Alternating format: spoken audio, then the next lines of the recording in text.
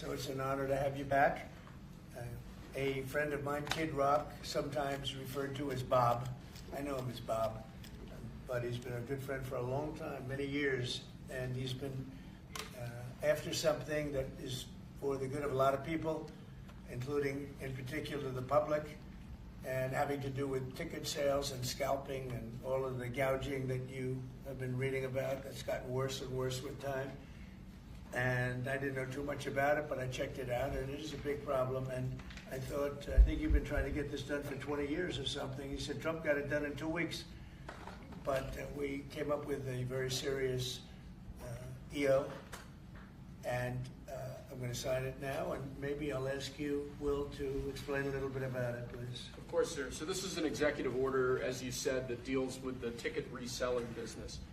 For fans of live entertainment and for entertainers as well, the ticket reselling industry has become a huge issue.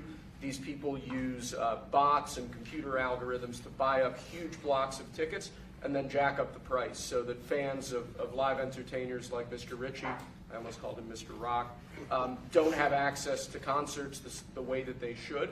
And when they do, it's at exorbitantly high prices. So what this executive order does, it charges the FTC and the Department of Justice with rigorously enforcing laws on the books in collaboration with state attorneys general that have power over consumer protection and other people who have the power to really crack down on this issue so that entertainers and fans won't be subject to these abusive and oftentimes illegal practices.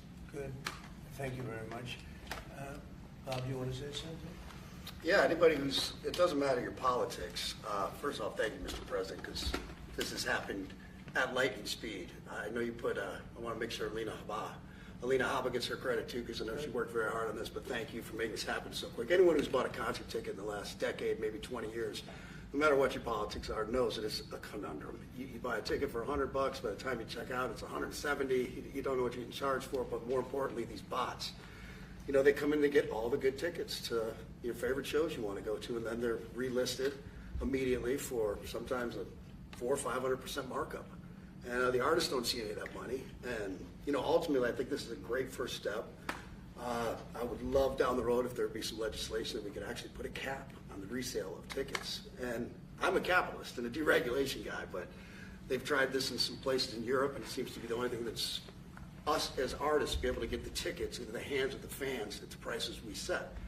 I'll be the first one to say, and I know the president doesn't like when I say this, but I'm a little overpaid right now. It's kind of ridiculous. I would rather be, you know, a hero to the working class people and have them be able to come attend my shows and give them a fair ticket price. I can't control that right now, so hopefully this is a step to really be able to make that happen. I know a lot of artists and a lot of fans who love concerts and music are going to be very appreciative of you taking this. And I think Bob is more interested in the fans and the people that are having to pay crazy prices than he is the artist. Maybe the artist a little bit, but the fans a lot. I've spoken to him over the years about it, and it's been, it bothers him. It bothers a lot of other artists too. You see, the artists, and they go out with a $100 ticket and it sells for $2,000 the following night. And they seem to be able to sweep up the best locations too, which is pretty amazing. So they've only enforced that Bots Act one time, I believe. Yeah. A couple years ago, New York City, they still got a couple $1 million fine, and that's the only time they've enforced that act. And who's the primary culprit? Who sells these tickets?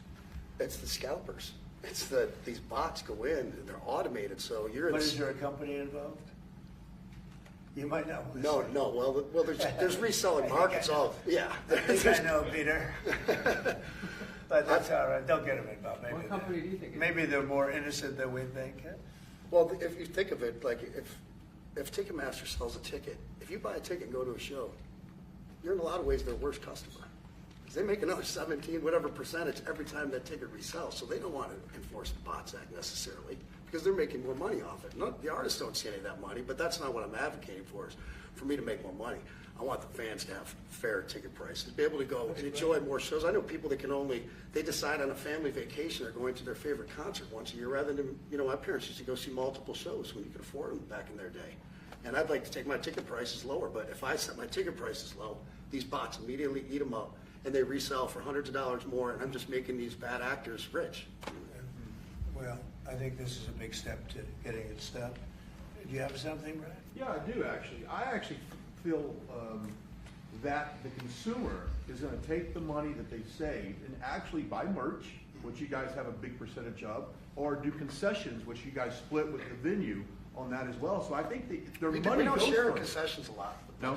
No, those are, we try to, but they don't want to share it in the beer prices and parking or any of that stuff. But the bottom line is there's money for everyone to be made.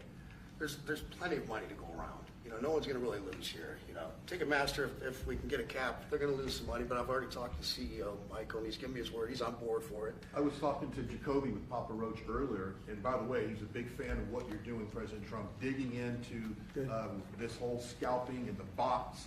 A lot of musicians, you can say that, they're with Kid Rock, sir. Good. On I this, think so. without a doubt. A lot of people are. President Trump, would you ever wear a jacket like that? I don't know. I was thinking about doing it for tomorrow. We have a big event coming up, and I was thinking about doing it, but I'm not sure. So you recently bought a Tesla for White House staff I did. to use, but now there's all these domestic terrorists targeting Teslas. Are the staff scared to drive it? I don't think so. I haven't heard. They weren't complaining. I did buy one, and I let the staff use it. We have it parked conveniently, and one day we give it to Margot, one day we give it to Chamberlain, give it to Natalie, we give it to everybody around, give it to Dan Scavino, but he's got so much money it doesn't matter. But they love the car, and it's a great car, and it's made here, and it's made in the country. He's got a tremendous plant now in Texas, and he has one in California. Does a lot of his work here, and he's been really unfairly treated, in my opinion. I drive one. And Yeah. there's this other story. I know it's hypothetical right now, but if you were allowed for some reason to run for a third term, is there a thought that the Democrats could try to run Barack Obama against you I'd love that. for his third term? Boy, I'd love that. That would be a good one. I'd like that. No, people are asking me to run, and there's a whole story about running for a third term. I don't know. I never looked into it. They do say there's a way you can do it, but I don't know about that. But I have not looked into it. I want to do a fantastic job. We have 4 years, just about, almost close to 4 years. Time is flying, but it's still close to 4 years, and we're getting a lot of credit for having done a great job in the first almost 100 days. And we have some big things we're going to be announcing over the next 2 days that you know very well, Peter, and I think it's going to be something that's going to bring a lot of wealth back to our country, tremendous wealth back to our country, actually. And other countries are understanding it because they've been ripping us for 50 years, longer, but they've been ripping us off for years, right from the beginning. And I think this is going to be an amazing, I call it a lot of different names, but it's really, in a sense, it's a rebirth of a country because how we could have afforded to do what we did. We helped everybody, and they don't help us. I really, the term I like best probably is the liberation of America. It's the liberation of this country because it's incredible. Look, we have 36 trillion in debt for a reason, and that accumulates over a long period of time. So I think what you're going to be seeing over the next couple of days will be very inspiring to a lot of people. You know, they had a lot of auto plants being built in a certain country. I don't want to mention the country because we get along great with the country, but those plants aren't being built there anymore. They gave them up today and yesterday, day before, and they're building them all now in the United States. And we have many examples, not only auto plants, chip companies from Taiwan are coming in. The biggest, Mr. Wei, he's big. I said, you are a smart guy, aren't you? I've been reading about him over the years, but he controls a large portion of the chip business, as you know. You don't get smarter. They're going to be investing $200 or $300 billion. Apple's investing $500 billion. You know, they always built their places in China. Now he's building here. I think because of you speak to Tim Cook, because of the election, but maybe more importantly because of the tariffs. You know, he's got really an obligation to do it. But we have many, many companies that you haven't even heard of. But I think we'll be at $5 trillion very soon. And if you think about this, we've never been anywhere near that. I don't know if we've ever been at $1 trillion. What do you mean by that? We're 500. What do I mean by trillion? 5 trillion. What are you referring to, sir? I think that we're going to be at $5 trillion of investment. I think you're going to have investments very shortly. We're already 3.5, and we have commitments, verbal commitments for a lot more. And numbers like that have never been done in this country. And it's going to get harder. This is in 2 months. It's really in less than 2 months, because since we've really gone out with it. And we have other interesting things happening. But to me, the whole tariff situation, and essentially they've done that to us for many years. So if we're anywhere near $5 trillion in 2 months, this could be numbers like the country's never seen. And every time you hear a dollar spent, that's another job, because the jobs are coming with it. So auto plants, chip plants, pharmaceuticals, lumber coming in.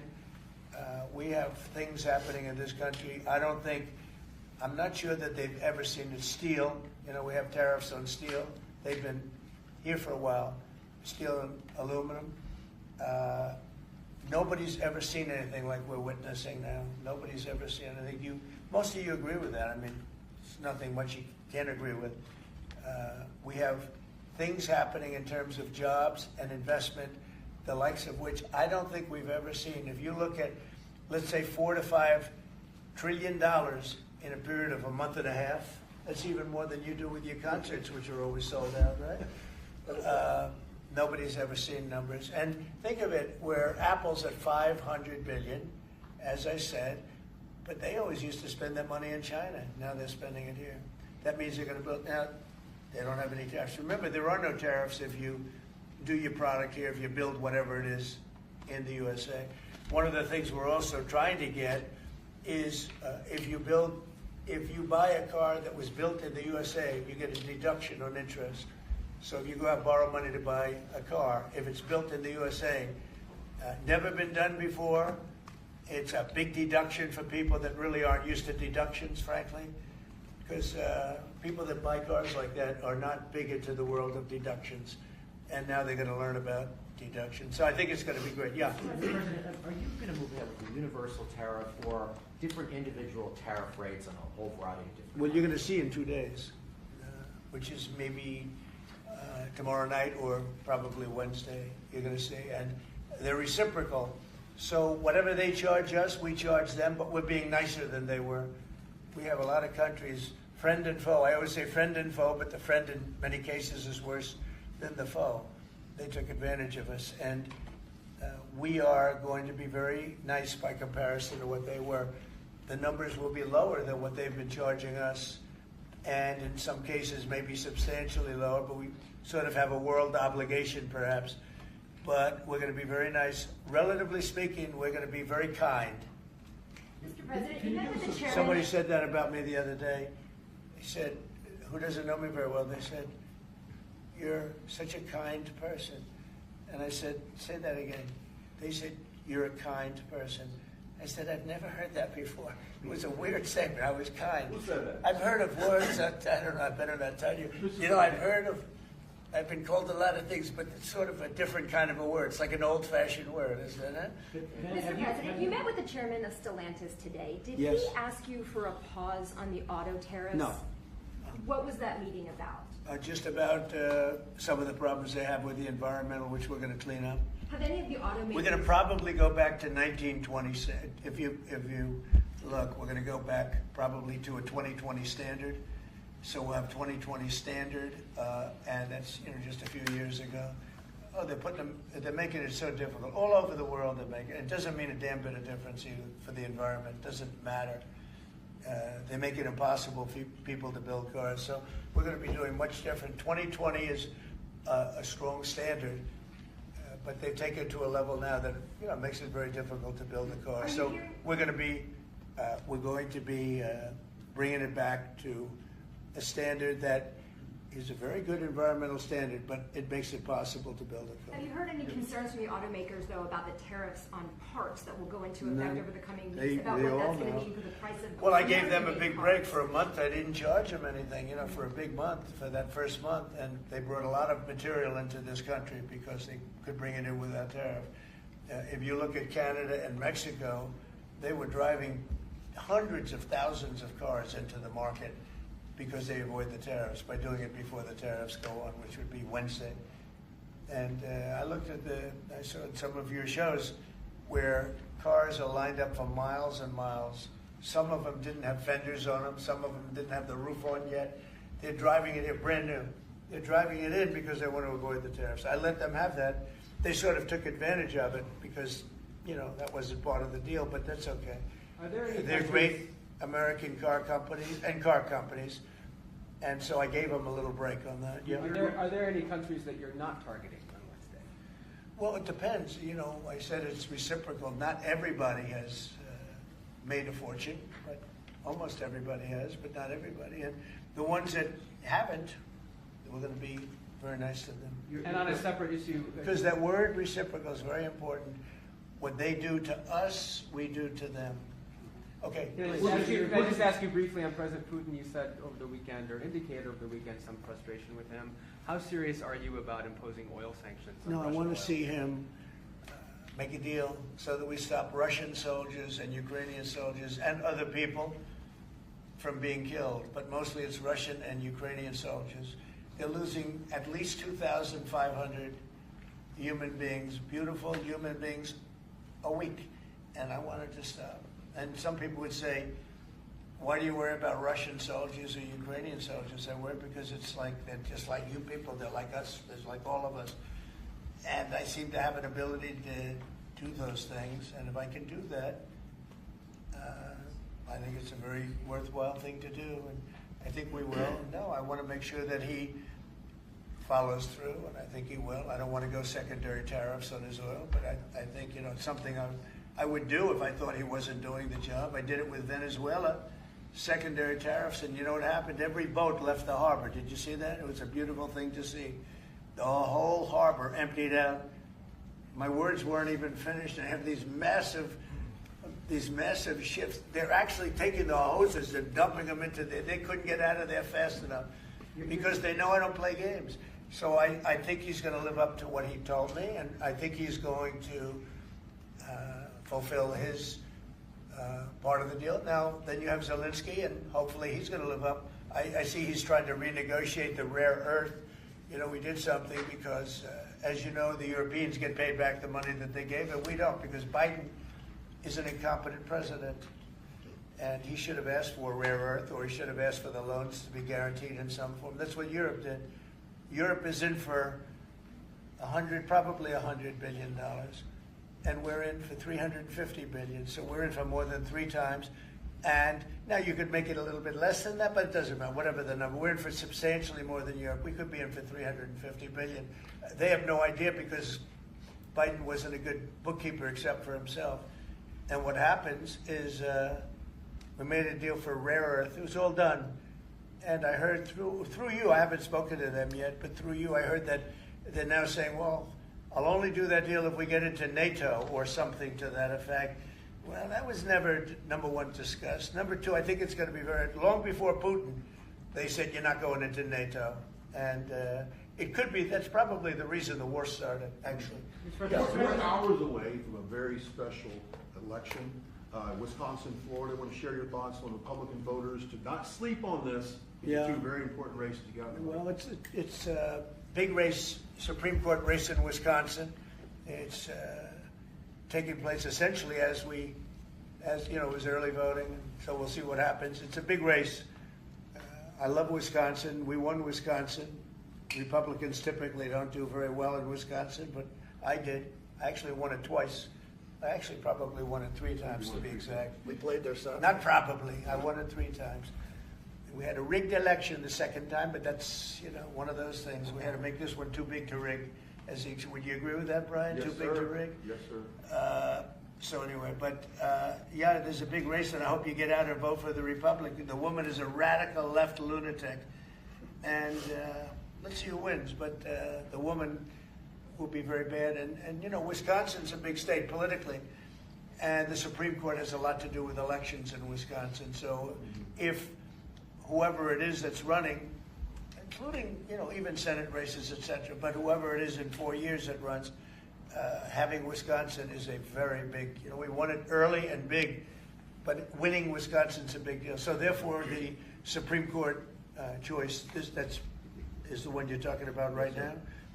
It's a big race. It's going to be announced fairly shortly. President Trump, on TikTok, big week deadlines. You got Liberation Day and then TikTok deadline. Yeah, this we week. do, which I can extend if I want.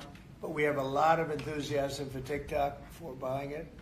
I think TikTok is good. I used it I was a great TikTok guy, and we won by 36 points, the youth. You know, we won the youth, which Republicans don't do. Maybe it's because Kid Rock likes Trump, I don't know, but we won the youth by 36 points, and I attribute some of that to TikTok. Is the TikTok deal, the negotiations now, tied to a bigger tariff deal with China? No, but you know, it could be. I mean, you know I've used tariffs for lots of different reasons, but I could see, you know, 1 point in tariffs with China, big country, would be probably worth more than all of TikTok, as valuable as TikTok is. It's big stuff.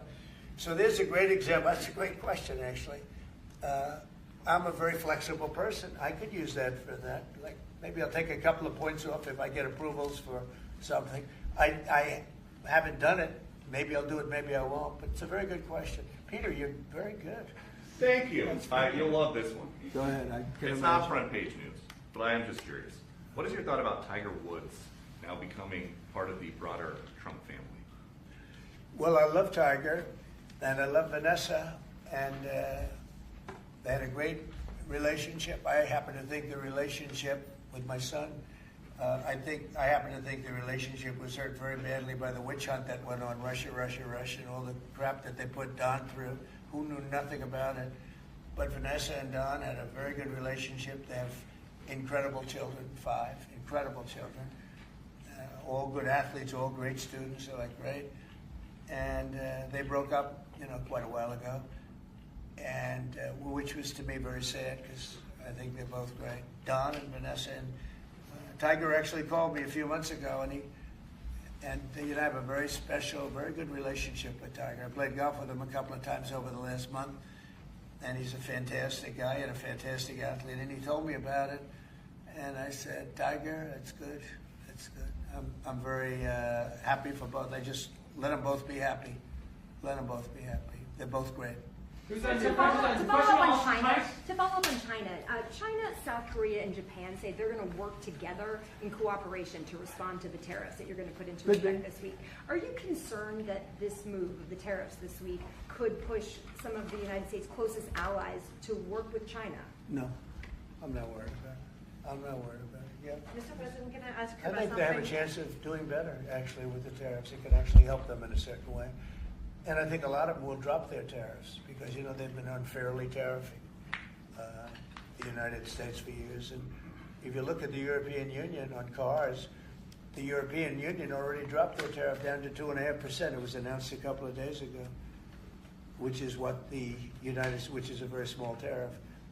The United States charged very little.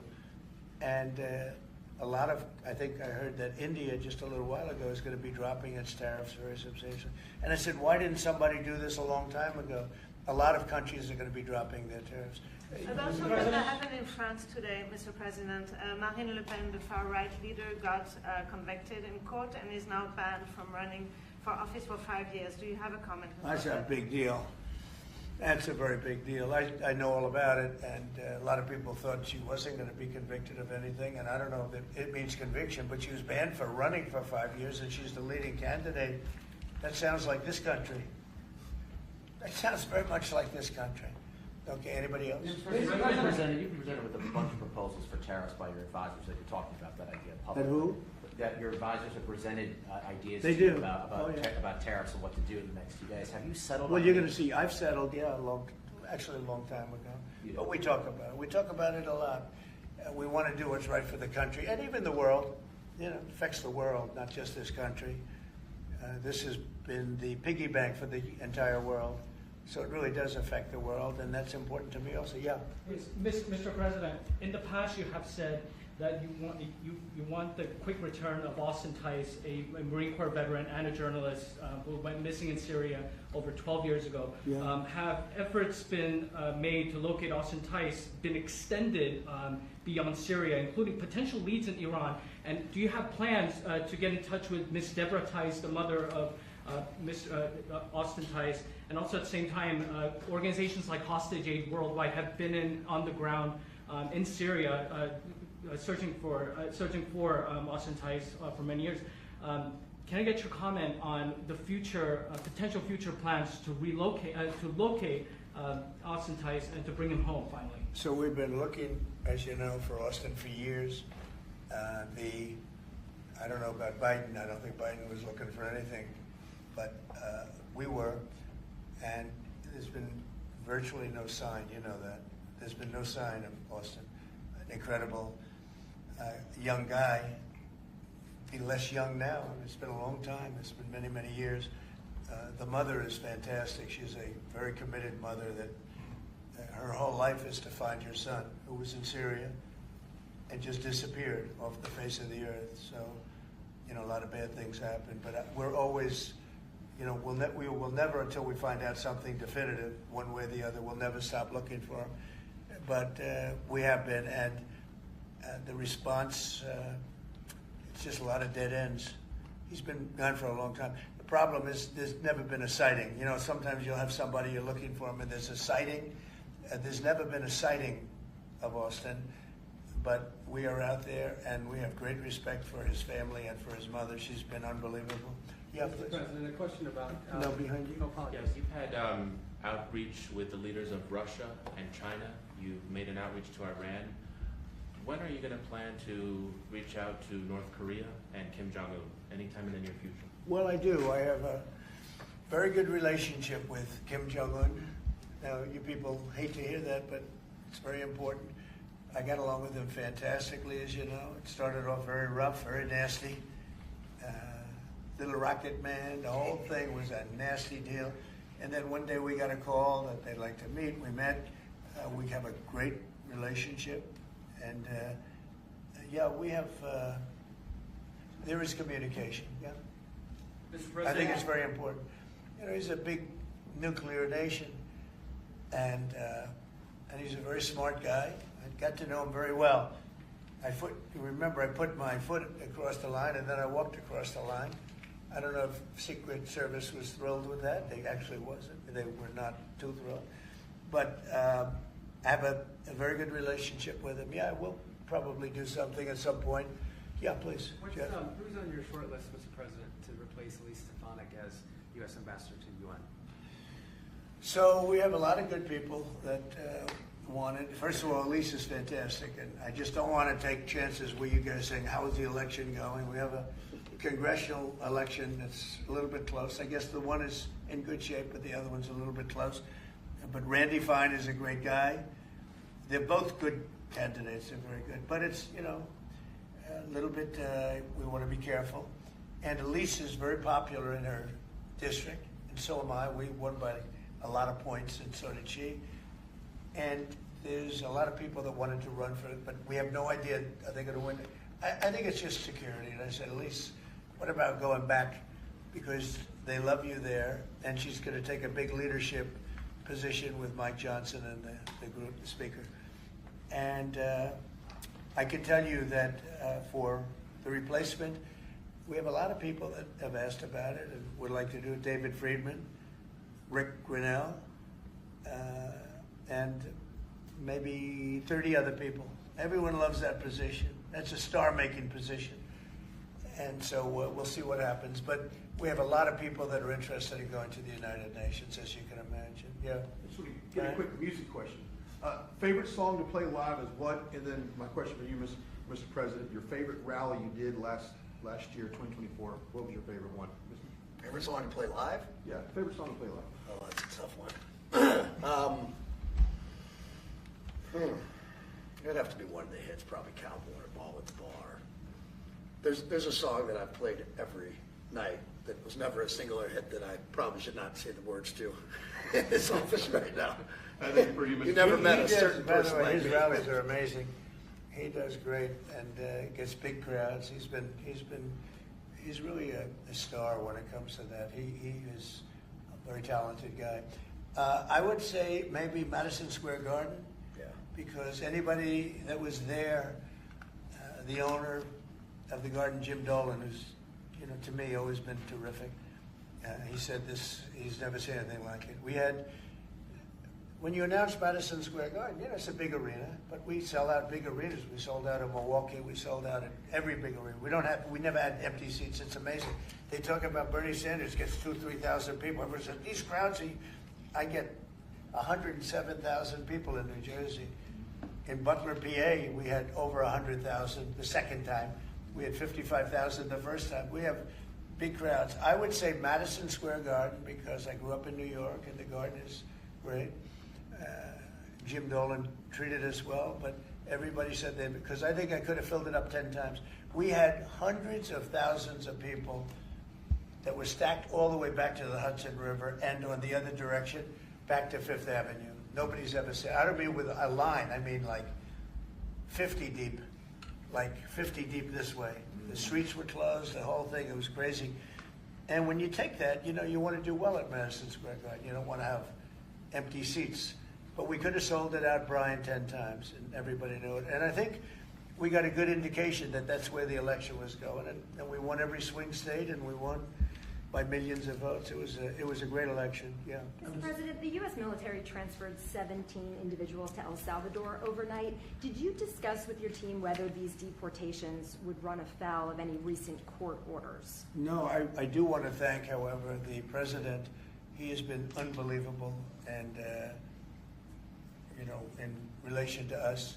But I think that our people have done an incredible job. I got elected on the basis of getting bad people out of our country that shouldn't be here, very dangerous people out of our country, and that's what I did. And then you have a judge that wants to take over, and I can't imagine it can be allowed.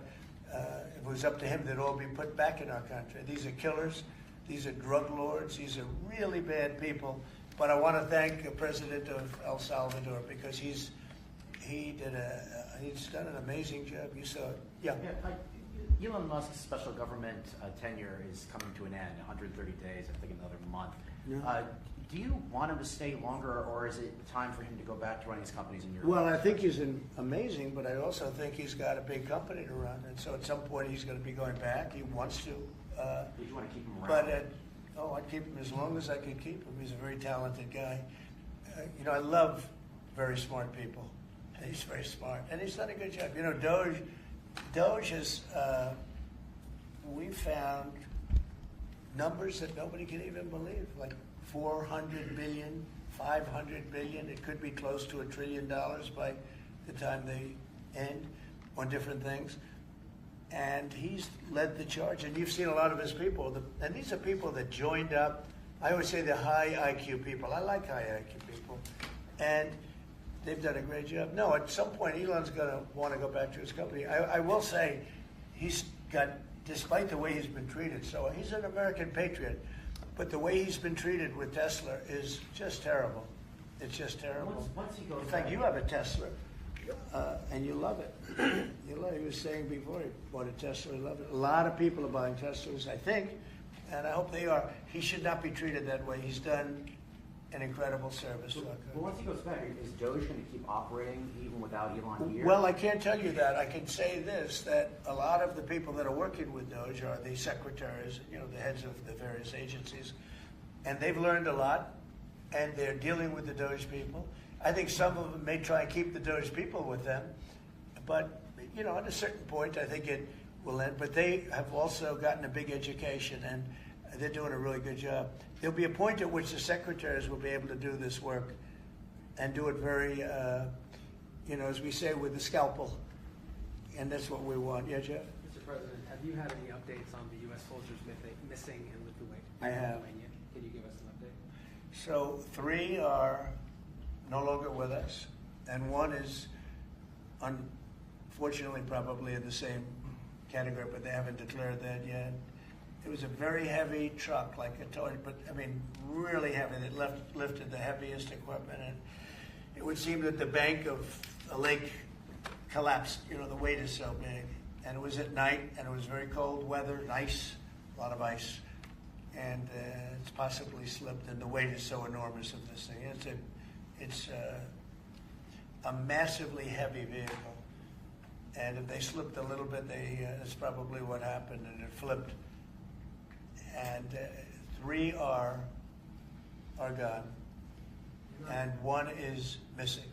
On a separate topic, follow up on immigration. Did you see the video of the Tufts University student who was taken off the street by ICE agents last week in hoodies and masks?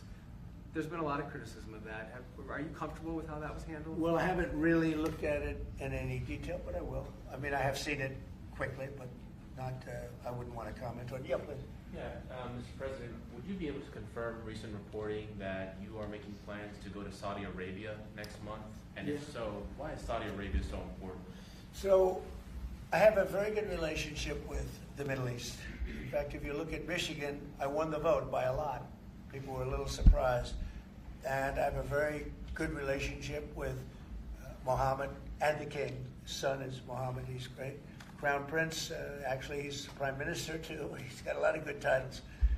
But he's great, and the king has been wonderful. And if you remember, last time I went to Saudi Arabia, I put him first on the list because they agreed to buy $450 billion worth of American goods, military and otherwise. And they did, and it was an unbelievable day. It was in this gorgeous ballroom, and companies were there from many, probably 100 companies, and they were given anywhere from $40 or $50 million to